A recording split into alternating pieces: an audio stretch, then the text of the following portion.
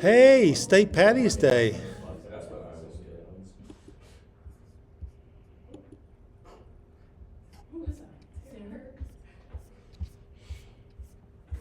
So everyone has plans for St. Patty's Day? Is it going to be a mess? Good. Why not? You're only young once, and if you do it, or you only live once, and if you do it right, once is enough, as someone said, not sure who. I thought it was profound, not sweet. No pressure. My life isn't profound, it's simple. Right. Well, this is our last topic for the break. You got your. Oh, I forgot.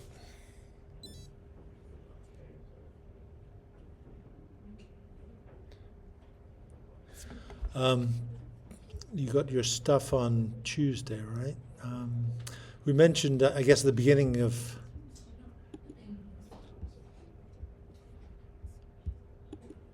It's not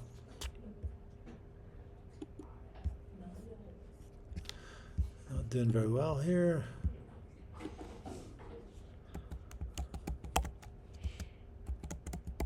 Do you guys know any other Derek Ellsworths? No. You're the one and only. Well, I might have told you that I'm one of at least three: a pastor in Halifax, Nova Scotia, and a coal merchant in Yorkshire, in the UK, in Northern England. But someone ran a chat GPT for all the faculty in our, individually for all the faculty in our department, because we're doing something. So I tried it yesterday, chat GPT with just me, and apparently I'm a character in Call of Duty. Exact same spelling.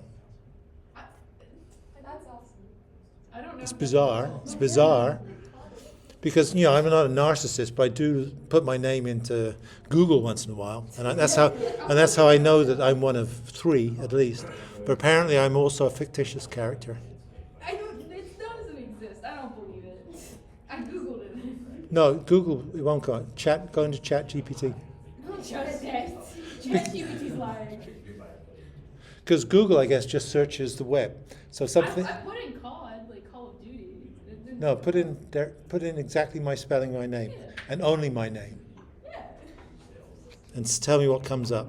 I met another Aaliyah Thompson. Another what? I've met another Aaliyah Thompson. Oh yeah, your namesake, a doppelganger. Well, I was her RA when she was a freshman. That's kind of cool. Yeah. Housing mixed up our packages a lot. Yeah, fine. Have you met any other family calls? It doesn't exist. Joshua. It's just Derek Ellsworth with the MS percent. First name. I know you were the only one on that. Garrett had met a lot of Josh. Is it some like secret character in college? No, maybe ChatGPT is lying. It's As it probably does. doing that. As it does. It likes lying to me.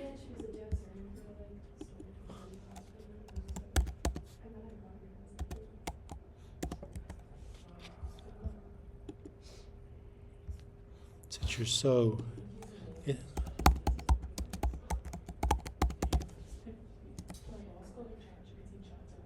Oh, And she's a very seriously. not me. To put an extra L in it.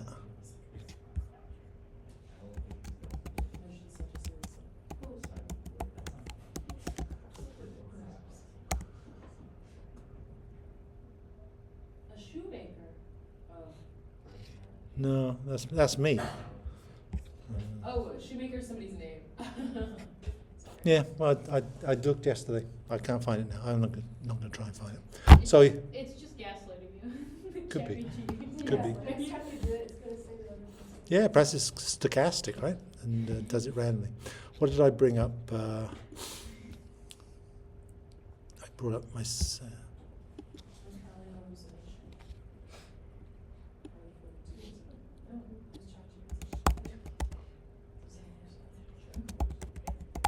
I went to like a Penn State AI training, and the presenter who's like trying to encourage us to use AI, and just so you know, the last version of ChatGPT had a hallucination rate of 42%, but they really worked to bring that What down. does that mean? It means you've got to check it. It's a hallucination rate of 42%. Well, they do say that people fall in love with ChatGPT and date with it. I mean, not find dates, but actually develop a relationship, which is pretty bizarre. I'm not opposed.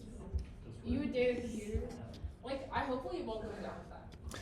No, I think it's the same as online, same as having a relationship online and having a chat, right? They use it in that mode. I mean, there's human connection there. But doing it with an AI chatbot is made to like be likable. It does what you want. So should we do some Really are gonna get Ready Player One. contaminant hydrology today? Not sure I feel like it, but let's do it anyway. Just by way of saying that on Tuesday is midterm. It'll be served to you on Canvas. Do it. Upload your results on campus, either by taking a phone or by scanning it. Take a phone photograph. Again, you'll get your email tonight that says you've got 75 minutes to do it, of that order. I'm not too worried about a few minutes either side. It'll open up probably at 1:30, not 1:35. It includes one question on 10 different definitions to tell Matt actually, everything you know about advective velocity, saturation, capillary pressure relative, saturation, capillary pressure curves. And it has two substantive questions, which are to calculate something. So I think there are probably only 4 of those 2 substantive questions that exist.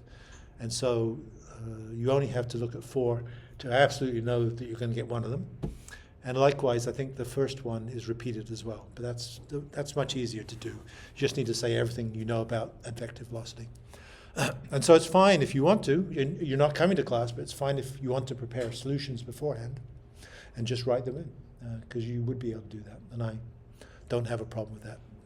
So this class should be,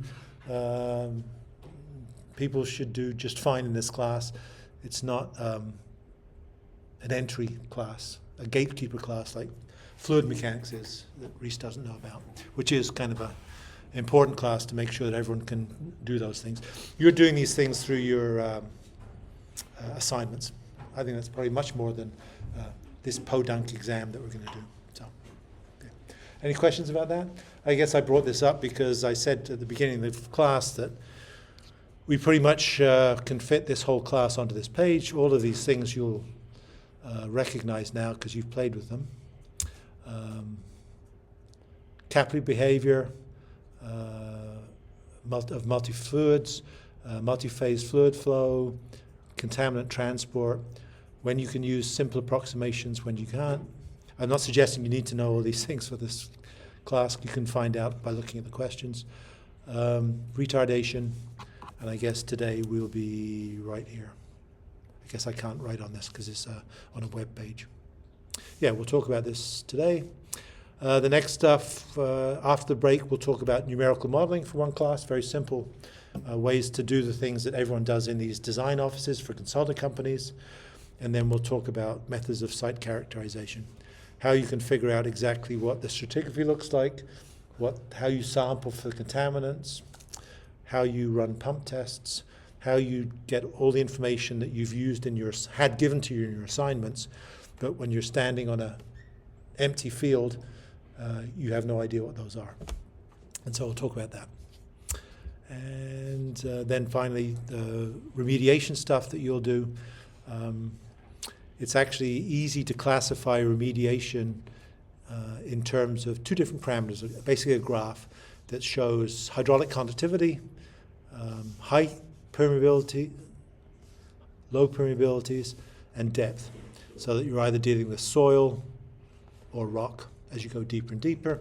And the remediation methods that you might choose would depend on whether you're shallow or deep in soil or in rock, and whether the permeabilities are high or low, whether you can get fluids in them to flush out the contaminants or not.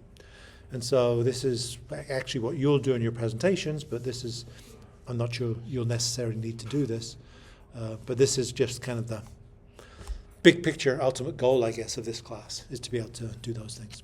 Okay? So I'm sure you'll be just fine on Tuesday. Okay?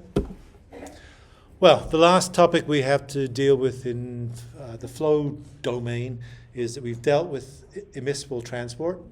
Takes a couple of weeks to a month to drop down through the soil column, leaves a smear, sits in this cascading pools. It's held there by capillary forces. We can describe what saturations would be by capillary pressures and saturation graphs to see exactly what it looks like in the soil column. Once it's in there, held by capillary forces, it can dissolve in any water that passes by it. We can calculate from the source location what the concentration should be. Maximum would be solubilities. I guess it'd be reduced by the effective to the effective solubility if we have multiple species present in pure phase. And we can figure out when the advection dispersion equation can be simplified as a sharp front moving through, and when it can't. We know that in some cases not all components are conservative. Sodium chloride is for Borden, but carbon tet was not. And we can define how far it would go down gradient in a given time by knowing the retardation factor. Get the retardation factor from natural gradient experiments, but also from correlations with other physical processes, octanol water content and solubility and fraction of organic carbon. So we can make those predictions a priori.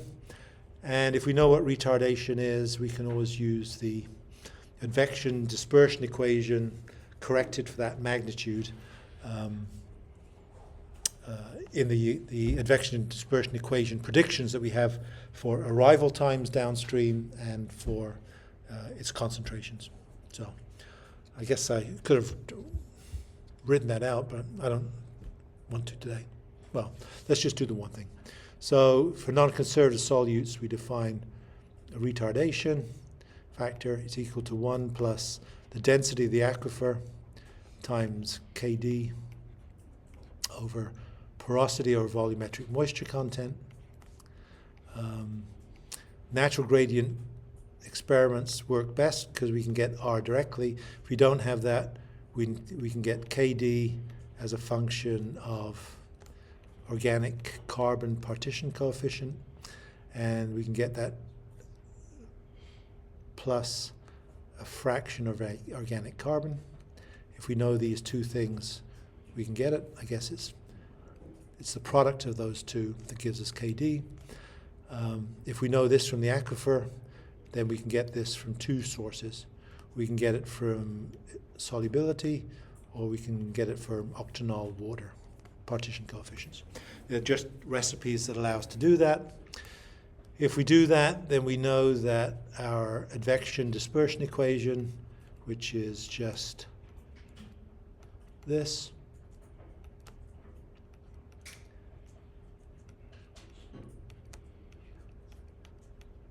minus VA, you've seen this before, and if we divide both sides through by R, then this merely says that if we look at this crosses out, obviously, then it means that when we look at concentrations along the core, and we look at arrival times downstream, then we can define behaviors with length and time as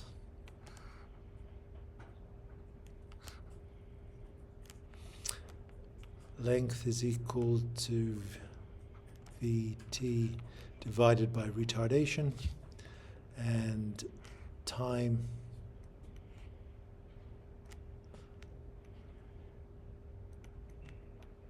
is equal to length times advective. Yeah. And so if we have retardation in this is not 1, and therefore it's not just the raw magnitudes of these. I guess this has a retardation in it, which means that physically for retarded species, then it would travel less far. the front would sharpen, and it would arrive later for each of these. Not equal to or greater than 1. And so, and also I guess we made the point that we could define Peclet numbers as equal to velocity times length over dispersion, and Courant numbers, which are pore volumes, as being equal to velocity times time over dispersion, I think. Didn't write them down, so I don't have that. And so in this particular case, this would be the only one that's affected. Dispersion and velocity are both divided through by r, so they cancel out on the numerator and denominator. And so the arrival time in these dimensionless plots can be used with exactly that relationship. So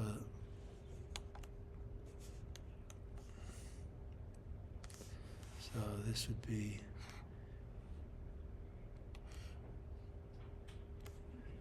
TR C over C0, and I guess these would be for Peclet numbers small, and this would be for Peclet numbers going to infinity. And this would be 1, right? 1 pore volume. So yeah. And I guess I think the other one thing that I think is interesting for last time was that we talked about effective solubilities for component I being equal to the mole fraction times the free phase solubility. And we talked about the total mass in an aquifer being equal to the volume of the aquifer, total volume, times the porosity, which is filled with water, times the concentration. That would be what's present in the liquid water. And if we multiply it by retardation, then that includes the amount that's sorbed onto the grains, where retardation coefficient is this, which is also equal to the velocity of the conservative divided by the velocity of the non-conservative, which is equal to the length traveled by the conservative divided by the length traveled by the non-conservative. Yeah. And so that's what we did with Borden. We looked how far the chloride had gone, looked how far C10 had gone. The ratio of those was 2.38, I think, right? And so that's that. And so this is a multiplier. So it means that if this retardation coefficient is equal to 2.38, which it was for Borden, then that is also obviously equal to 1 plus 1.38, as in this. And so in other words, that represents that 1 part in 2.38 is in the fluid, and 1.38 parts in 2.38 is present sorbed on the surface. And so we saw that these numbers vary between, well, 1 obviously, but the other solvents were maybe 2 to 30.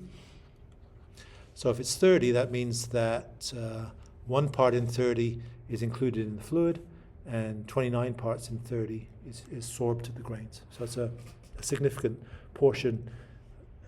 Omitting this would give you a big discrepancy by a factor of 30 in this particular case in the amount of stuff you had as free phase product in the system.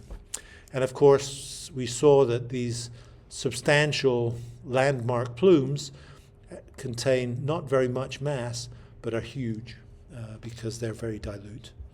And we know they're dilute because the solubilities are something like TCE is equal to about, I think it was 1,100 milligrams per liter, which is actually 1,000 milligrams per liter, which is 1110 parts per million, right?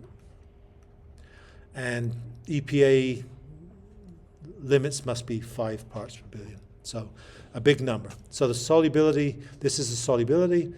That's the maximum it can reach.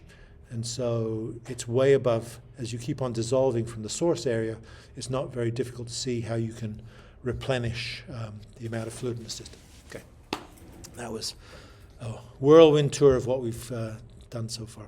So we're going to talk about the vadose zone. I mentioned last time that anything that's spilt on the surface has to go across the vadose zone to get to the groundwater zone. If it's an LNAPL, it will be stopped at the groundwater zone, groundwater table. If it's a DNAPL, it will go through it. We know that they will leave a smear, or it might be free products within this zone. And that will also act as a source for any rainfall that falls on it, and all these other mechanisms. The punchline for today is that the main loading of the groundwater aquifer will be by rainfall, dissolution by rainfall. And these other mechanisms are operative, but they're not so prevalent in terms of mass loading.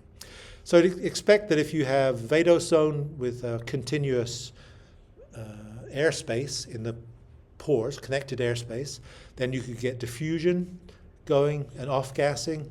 You could get it diffusing in the soil moisture, so dissolving the soil moisture and then traveling by diffusion in that water film.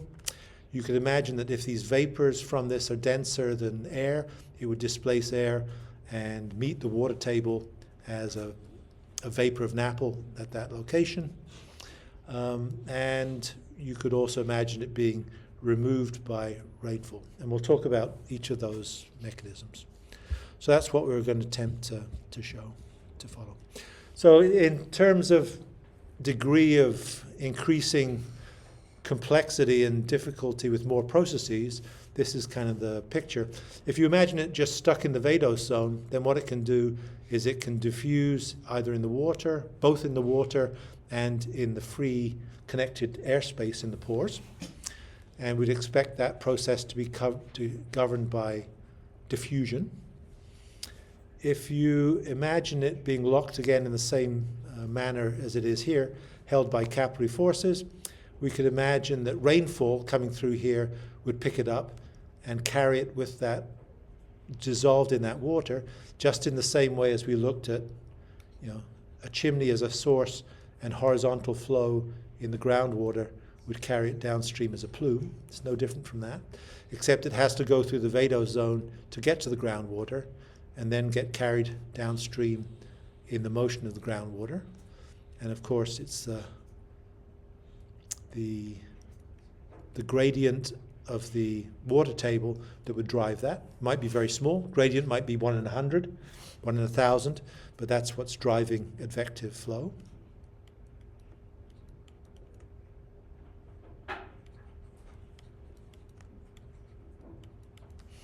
Delta H and delta X.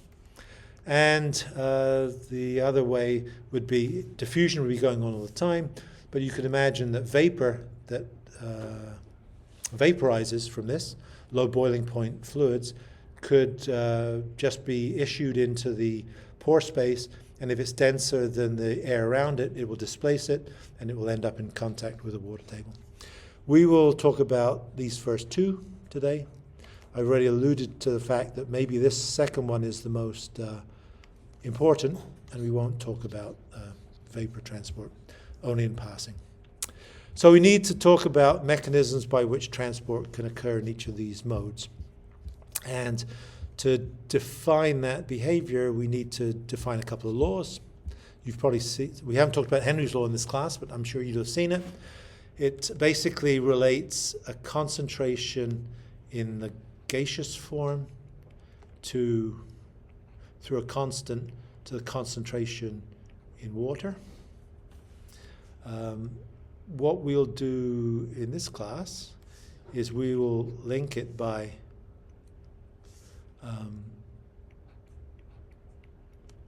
a different Henry's law coefficient.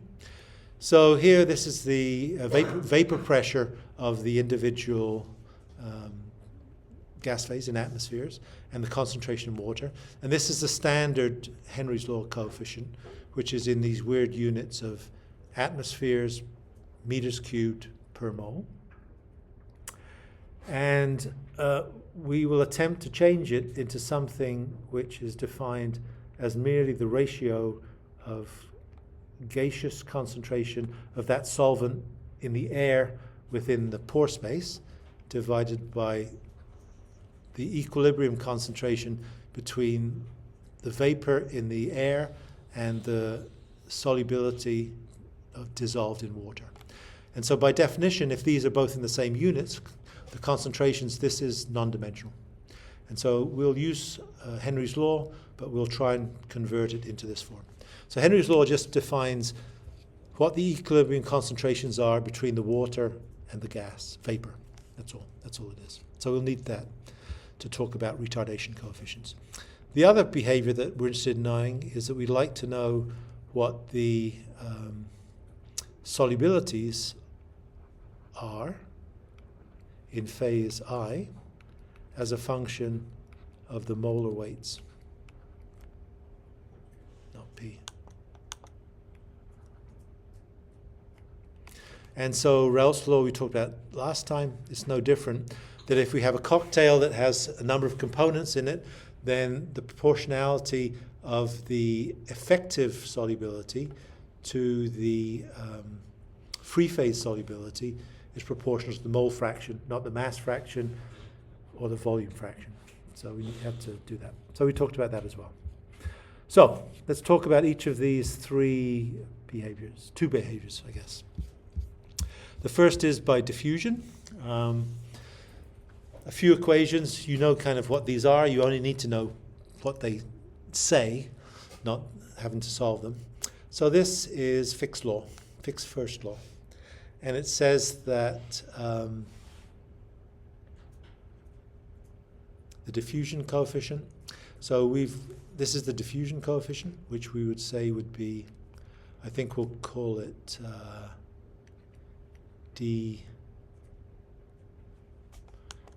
call it tau d star, gas. And so this is the diffusion coefficient allowing for tortuosity. It's easier for me to get rid of everything. This is d star g. This is d star, and this is a g for gas. So this, you'd imagine that this coefficient here, d star g, is the same idea that in porous media, going from A to B, you've got to take a circuitous pore path, so the tortuosity plays some function in that behavior. So this contains, I'm going to write this, that's perhaps clearer. For gases, this might be 10 to the minus 6 meters squared a second. For diffusion in water, it might be 10 to the minus 9. We've mentioned that number before, meters squared per second. So this would be you smelling my aftershave back there in air. And this would be the ink being transported in water. This is Fick's law, concentration gradient, and this is the mass flux of the solute dissolved in air. We take Fick's law, we put it into a continuity equation.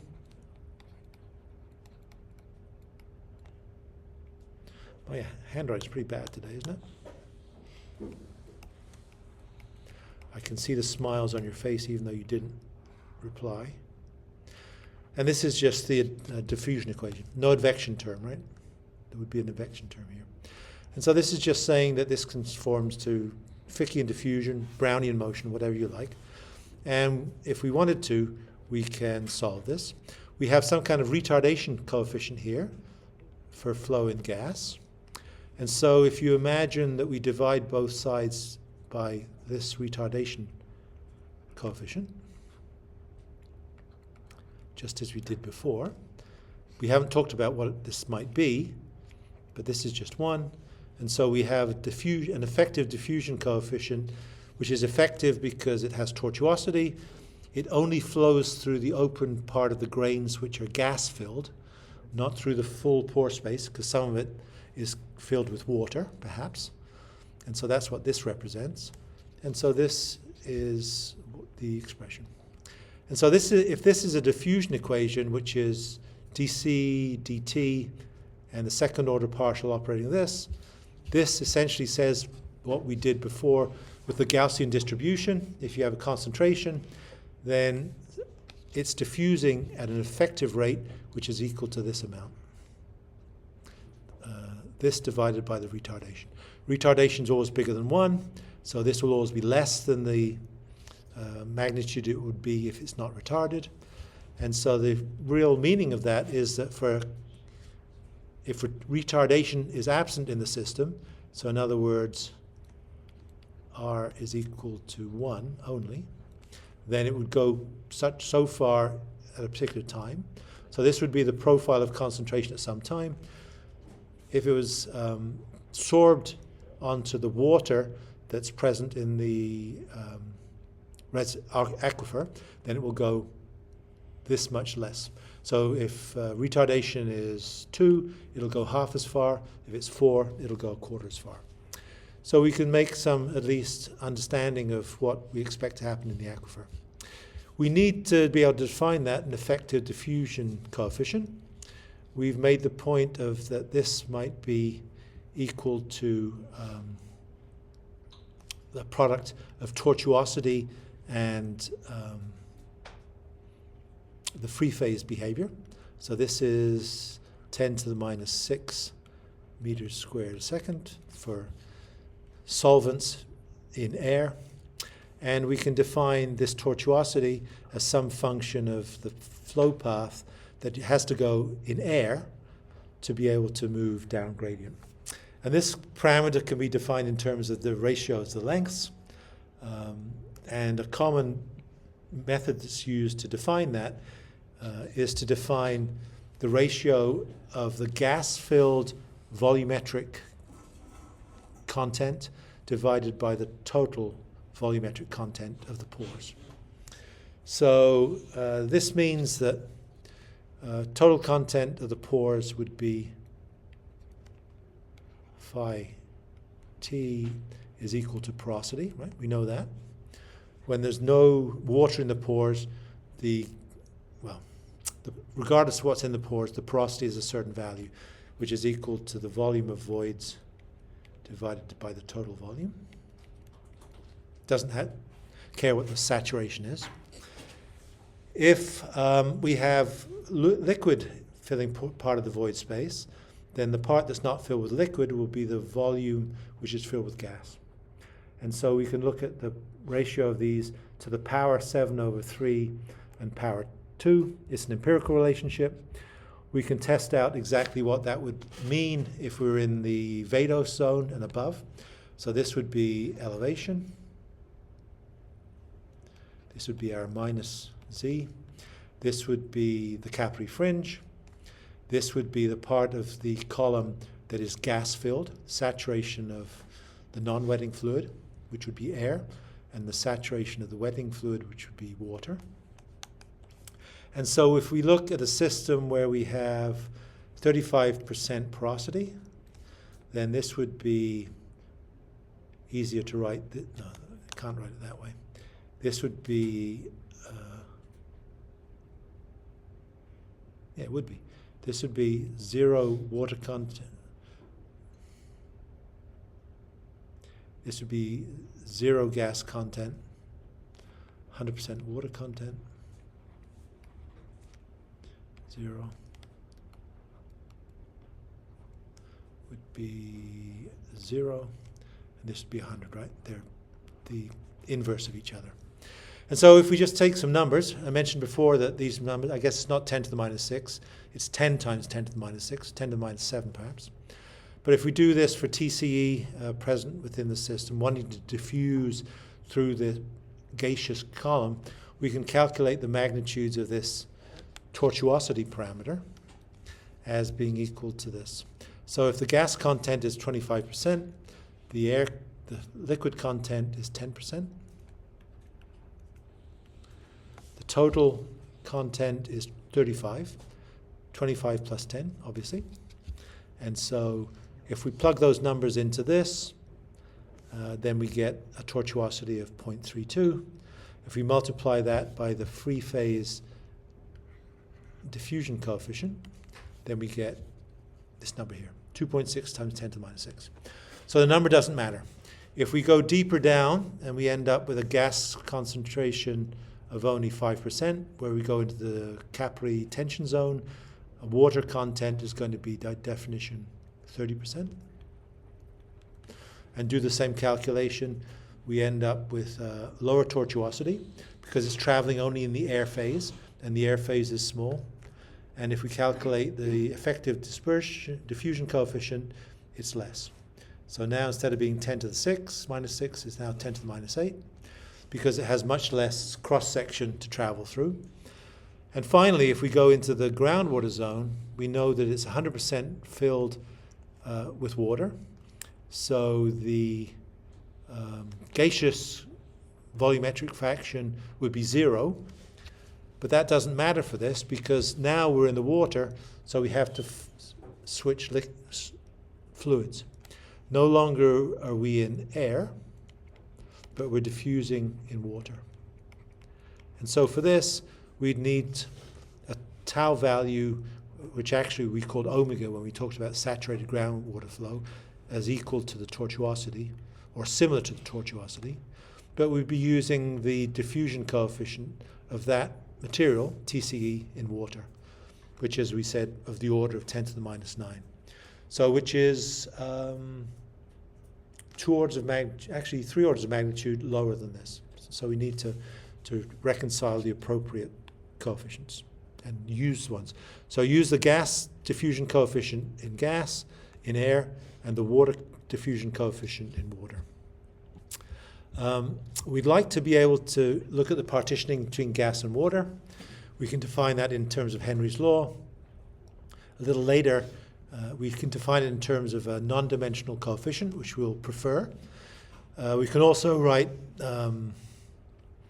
Henry's law in terms of the concentrations, where concentration in the vapor phase is done by partial pressure, and in the liquid phase is done by solubility as the last magnitude. We were talking about effective solubilities last time. We could use this, but let's not bother and let's not talk about it. We'll have a workaround in a moment.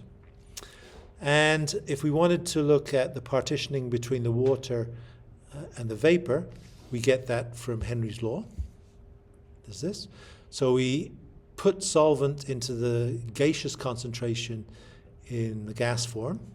And then since that fills the pores in the gas form, and we know that within the pores, all the pores act against this monolayer of water that coats the pores, then it will diffuse from the gaseous form into the water that coats the pores. And so what we'll find is that the retardation that we have to account for, which we haven't said anything about, is going to be in a kind of step method. So it sorbs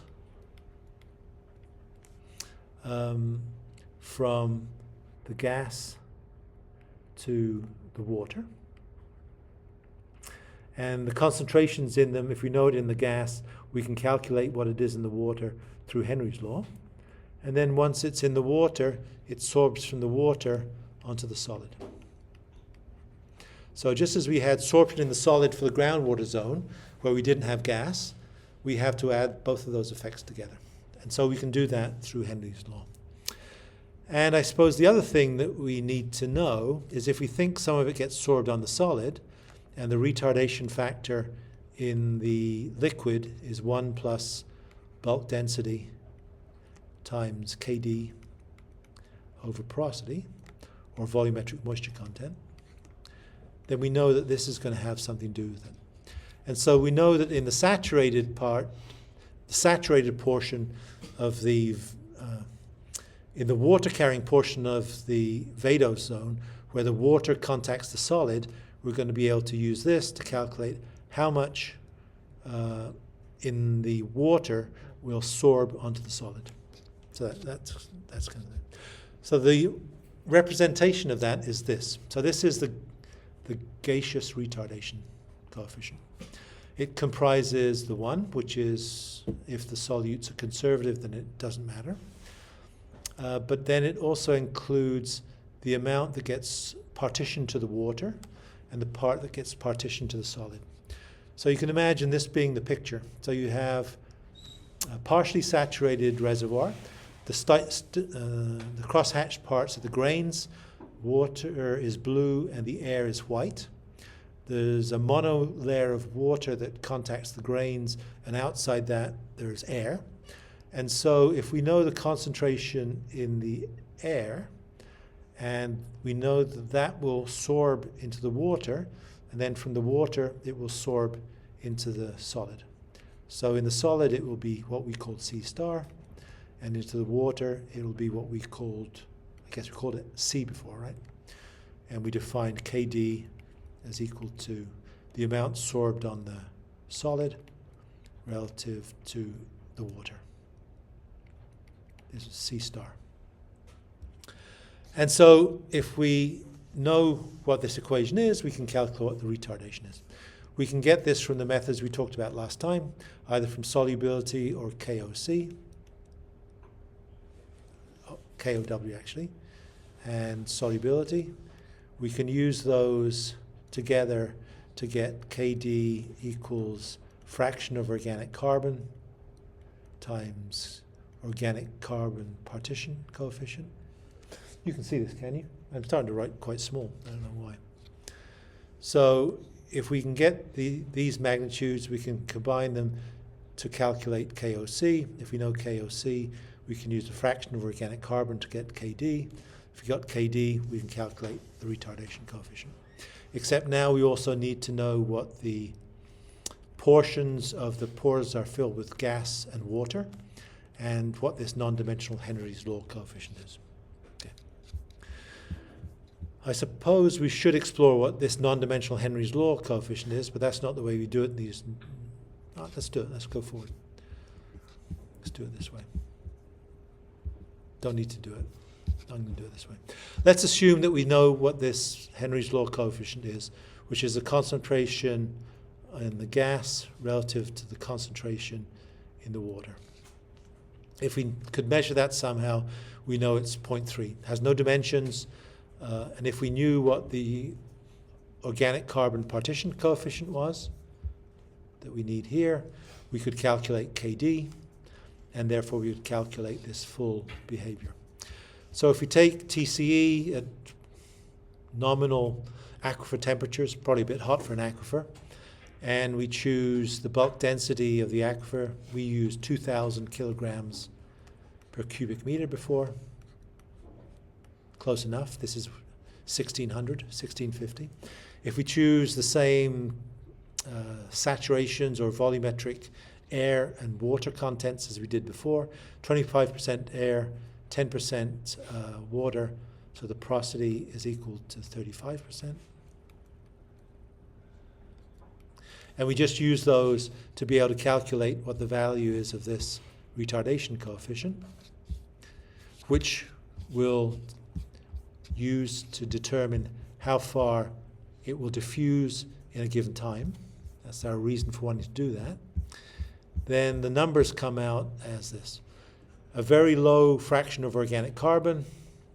This doesn't change relative to that because this is being sorbed on the water. And this is being sorbed on the solid. And I guess. So if we change the fraction of organic carbon, we'll only have a single value. These will, we have these values that are present here. And just looking at what the values are. So we're changing fraction of organic content only. It doesn't appear in the part that deals with the sorption into the water, so it doesn't affect this. Depending on, it's irrespective of the carbon content, we get the same component of sorption onto the water. But with changing carbon content, if we change it from 1/100% to 1%, we change this by an order of 2 orders of magnitude. So this changes from 0.01% to 1%. And so the effect that that has on retardation is that this won't change, but changing the fraction of organic carbon will greatly increase this. And I guess, as we said before, these represent the amount of material present. This would be in the gas. So if you look at the concentrations or the masses of material held in gas versus dissolved in water and attached to the solid, they're in these proportions. So it'd be 1, 1.3, and 0.27, all divided by 2.61, right? These would be the percentages, I guess, as a decimal. Likewise, if you do the same thing for when organic carbon is present, not surprisingly, since there's a large sorption onto the organic carbon as a proxy for the aquifer, then most of it gets sucked into the solid. And so this would be, again, 1/30th in the gas as vapor, 1/30th roughly in the liquid, and 28/30ths in the solid. So again, if you wanted to calculate from this equation here, of total volume of the aquifer, concentration, porosity, and retardation coefficient, then you'd end up having to use this, otherwise you drastically underestimate the amount that was present in the aquifer if you only sampled the gases and assumed that it took up the pore space. And so that's the reason for maybe doing that. The other thing that we can think about is that we'd expect to have differential retardation. And so by mentioning that, if you looked at diffusion, if as a result of this diffusion component here, this hasn't included the retardation that's corrected for the amount that goes into the solid through KD. And so we have to account for all of these components. And so you could imagine, I suppose, that if you had stuff traveling in an aquifer, actually let's do it for this last example. If you had stuff traveling along a core, and this was the length it is moving, and this is the relative concentration, then you'd imagine that if it was unretarded, then maybe it would go this far, 30 meters. Yeah, that's a good enough number. And the relative length that each of these had traveled would be, the vapor would have gone this distance and would be kind of a plug attached in the waterborne portions. So the water is stagnant. It's attached to it's not flowing. It's just attached and ringing the individual portions of the grains. So the vapor would have gone this far. The liquid would have traveled this far. So this would be present within the stagnant liquid, which is plastered onto the grains, and the amount that would have traveled in the salt would have been this far. 1 meter, I guess, because of this. So this is the overall behavior. Vapor, gas would have traveled far, vapor, liquid less far, and the part that's, and this, so both the green and the fuchsia would not be mobile. This would be present, being absorbed into the static liquid. This would be present, being absorbed into the static grains, obviously static grains. And so the profile along the flow path would be given by this. Okay. So the other component to suggest for this is that this is, if this is the gaseous retardation, then the magnitude of these lengths traveled may give different arrival times for different solutes. If a solute has a different Henry's law coefficient, and this would always be the same, has a different Henry's law coefficient, even though the distribution coefficients would always be the same, this would be the same, and the proportions of the aquifer with water and gas would be the same, then they might arrive at different places in the gas phase and in the water phase at different times, because they perform relative to an aqueous retardation and a gas retardation. Obvious this has some extra terms in it. So if you calculate each of these retardation coefficients for aqueous and gas, you can do that for this case here. It's for a bunch of different chemicals, trichloroethane, trichloroethane, and methyl chloride. KOC is the organic carbon partition coefficient. KD that results from some choice of a fraction of organic carbon. I don't know what it is.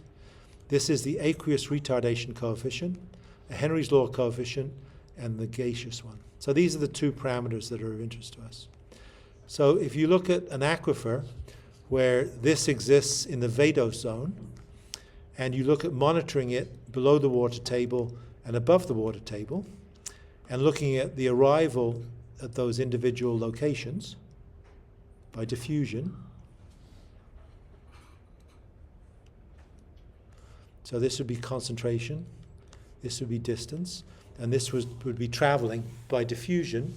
Then you'd expect them to arrive in the ratio, inverse ratio of their retardation coefficients. So if you calculate the retardation coefficient for travel in the groundwater and in the gas, then the first arrival in the vadose zone would be the one with the lowest retardation coefficient, then the next lowest, and then the next lowest. So first, second, and third. But the sequence of the retardation coefficients in the vadose zone are different. So the arrival sequence there would be the lowest one, which is this, and then the next lowest one, which is this, and then this.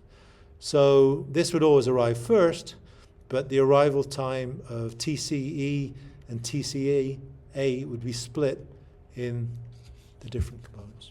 So this is kind of like chromatography, right? When you take a piece of filter paper and put it in ink and let it rise up on the filter paper, they arrive at different rates. The reason for that is because it separates out as it travels down gradient. Not completely like that. So one illustration of that is at Oregon Institute of Technology. Don't know if it's in Oregon, don't know exactly the city. I don't think it's Portland, it's in a provincial town, bless you. They have a test cell, which is 10 meters by 10 meters by 3 meters. So 10 meters is 30 feet. The height of a house, 3 stories. 1 story, 3 meters is 10 feet.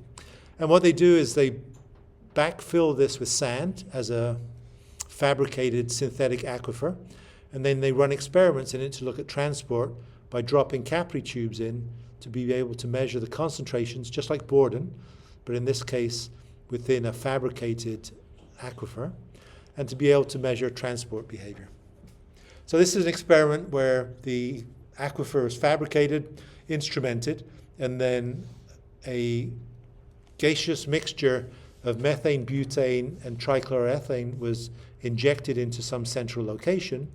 And then these individual capillary tubes with a gas chromatograph were used to sample the gas within the pore space and look at the arrival times and concentrations at each of these measurement points. And so all three of the components were searched for, and at different times, after 24 hours, after 1 day and 3 days. And you see that these contours, just like Borden, spread out and will reduce in concentration at the center after an increasing amount of time. But what you notice is that the methane and the butane spread fastest, and the TCE spreads lowest. So the retardation factor for this must indeed be higher than these ones, just from exactly what we talked about. And indeed, these two here must be roughly equivalent, because they look identical to each other compared to the TCE. And so if you go to the Henry's law coefficients, the non-dimensional ones, and we look at their magnitudes, we calculate them and we see they're roughly the same for methane and butane, but much smaller for TCE. And if the Henry's law coefficients are small, then the magnitudes of retardation necessarily would be large. So if Henry's law coefficient is small for these and large for these, this is exactly the behavior you'd expect. And so that comes out. Haven't validated the fact that these are real, but we will do in a second. So the rationale is that if the Henry's law coefficient is small, retardation coefficient is large because of this, and then we should expect the behavior that we saw in this particular case, exactly this. So, we made the point that Henry's law coefficient is the ratio of the concentrations in the vapor and the liquid phases.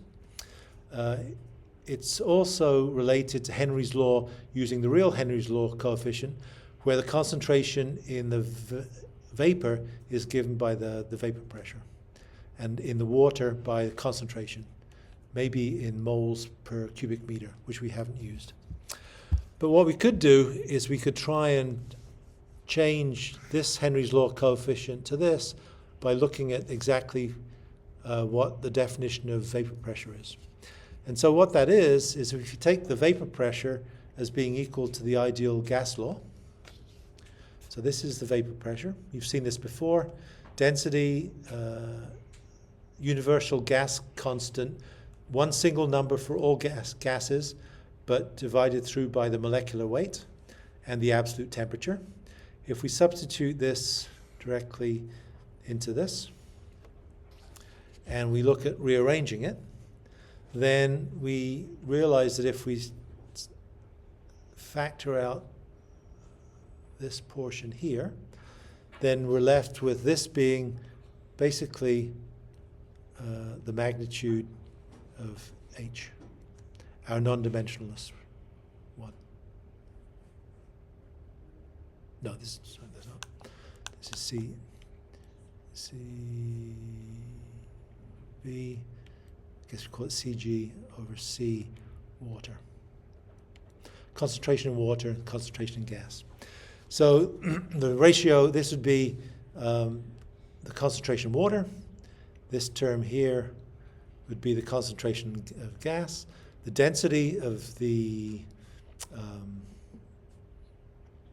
compound. And so we can convert the magnitude of H just by using the value of this universal gas constant and the temperature. So the temperature would be 20 degrees plus 273 Kelvin total. And so we can show, if we wanted to, exactly that the units work out for those particular components. If we use the non-dimensional Henry's law coefficient in terms of this expression, for TCE, apparently the Henry's law coefficient is 9.1 times 10 to the minus 3 atmospheres meters cubed per mole. The universal gas constant is 8.2 times 10 to the minus 5 moles per Kelvin per atmosphere meters cubed, and the temperature is 293 Kelvin. And if you work that out, you end up with a non-dimensional Henry's law, which is gas concentration divided by the water concentration is the solubility, right, in water. And those are the ratios. This is the number we had before, the 0.4. So we can use that. And we can prove that, but we don't need to. Talk about different concentrations. We can talk about equilibrium concentrations in terms of Rolt's law. So this would be that the gas concentration effective is equal to the molar fraction in the cocktail, the free phase cocktail, multiplied through by the solubility of free phase.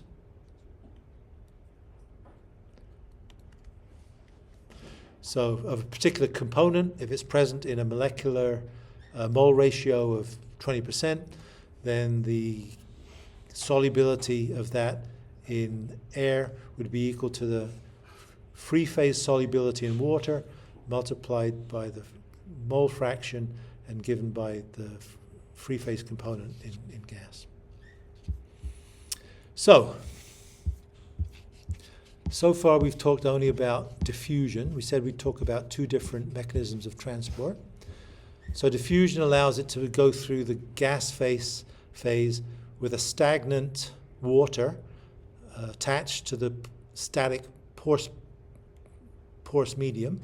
And so we're only looking at transport in the open pores.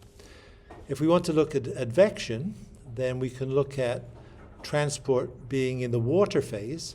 And the water phase is present in the same way, coating all the pores as in this case, but we can imagine that instead of being static, it can travel, because as we put rainwater into this surface, that rainwater has to go where?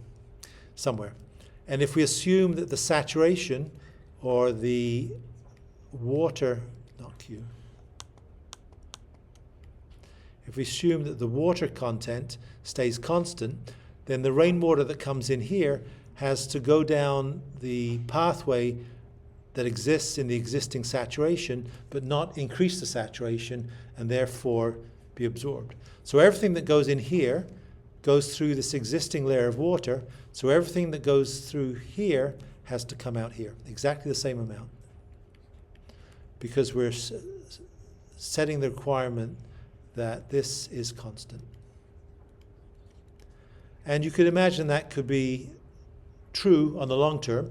If you look at infiltration maybe over 2 years, the saturation within the porous medium is not going to change. It might initially due to an immediate event, but then subside. So it has some average saturation that will be a steady state. So if that saturation is not changing, then what comes in here must travel along the pre-existing fluid, replacing it like a piston from the top. So a molecule comes in here, it pushes the next molecule down, and etc. But it goes across the same section. So if we assume that's the case, then we can do some very simple calculations to allow for advection. And that would be this. Yeah. So we assume we get rainfall, bless you, coming in at some rate. For Borden, I think it's 0.4 of a meter per year, just under half a meter. So that's 80, a little less than 18 inches. And as a result of that, if we require that the saturation isn't changing in the vadose zone, the advective velocity will be equal to the rate of input at the top, infiltration, divided by the water-filled volume or cross-section per unit 1 by 1 area of the column. So you have a column. Yeah. So this column would be present like this. This would be the water table. If we centrifuged all the liquid in that column, so it existed just in this section here, this water-filled part, then we know that all the portion that's coming here as Q infiltration on a 1 by 1 area of this is all going to be shuttled down this column. It will come in at the top. It'll only flow down this cross-sectional area. If you looked at this in cross-section, the cross-section would look like this. Looking down on here is this. So it's only traveling here. So it's the same. The advective velocity is just the same as the flux into the system, but it's only traveling into the water-filled porosity, the water-filled volume. So that's what this is. So if we look at the mass flux, we can get the mass flux as being equal to the water-filled content multiplied by the advective flux. This together is the Darcy velocity. just as in this case, if we multiplied this by this would be the Darcy velocity into the system.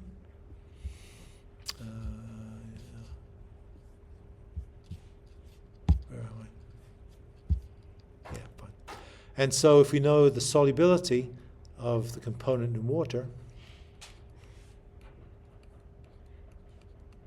this is the same as the calculations you've done before. This is the concentration of TCE in water, which might be 1,000 milligrams per liter, 1,000 ppm. And then that gives the mass loading that will ultimately arrive at the groundwater table. And that's perhaps what we're interested in. Because otherwise, if it sits in the vadose zone and off gases by diffusion, the masses that are dissipated that way are much less than what is carried in the water because there's a higher carrying capacity. So we can calculate the mass loading. So this would be the mass loading of TCE, or whatever it was. And we could look at how much would come off by diffusion in the gas just by using a more complicated diffusion, retardation, and advection equation. So this would count for gas flow within the gas, but let's not worry about that. And we can try that out just with some results.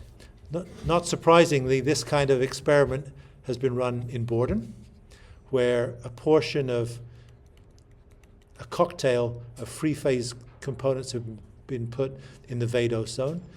Water table 5 meters below.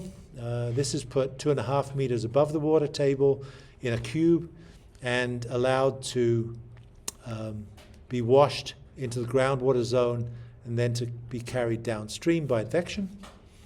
And so we can do a very simple calculation to figure out exactly what the mass loading should be to the groundwater zone.